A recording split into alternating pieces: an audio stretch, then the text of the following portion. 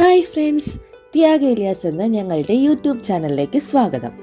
അപ്പോൾ ഇന്ന് ഒരു ചെറുകഥയായിട്ടാണ് വന്നേക്കുന്നത്. നമ്മുടെ കുട്ടികൾക്ക് സ്കൂളിലും കോമ്പറ്റീഷനിലൊക്കെ കാണാതെ പഠിച്ച് പറയാൻ പറ്റിയൊരു നല്ല ചെറുകഥയാണ് ഇത്. ആമയ്ക്ക് പറ്റിയ അമളി എന്നാണ് കഥയുടെ പേര്. അപ്പോൾ നമുക്ക് കഥയിലേക്ക് കടക്കാം. ആമയ്ക്ക് പറ്റിയ അമളി.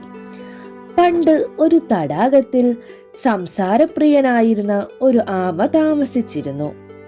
ഒരു വർഷം വേനൽക്കാലം വന്നപ്പോൾ തടാകം വറ്റി വരളാൻ തുടങ്ങി.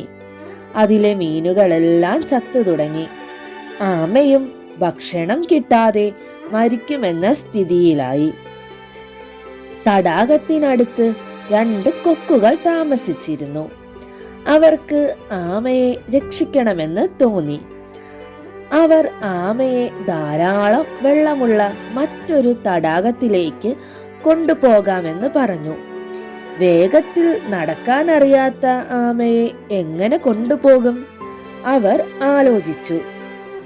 കൊക്കുകൾ ഒരു നീളമുള്ള കമ്പ് കൊണ്ടുവന്നിട്ട് ആമയോട് അതിൽ കടിച്ചു പിടിക്കാൻ പറഞ്ഞു.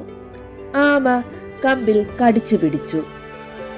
ഞങ്ങൾ പറയാതെ ഈ വായ ഇനി തുറക്കരുത് എന്ന് പറഞ്ഞുകൊണ്ട് കൊക്കുകൾ ഓരോരുത്തരായി കമ്പിന്റെ ഇരുവശവും കൊക്കിൽ കൊത്തിപ്പിടിച്ചുകൊണ്ട് പറന്നുയർന്നു.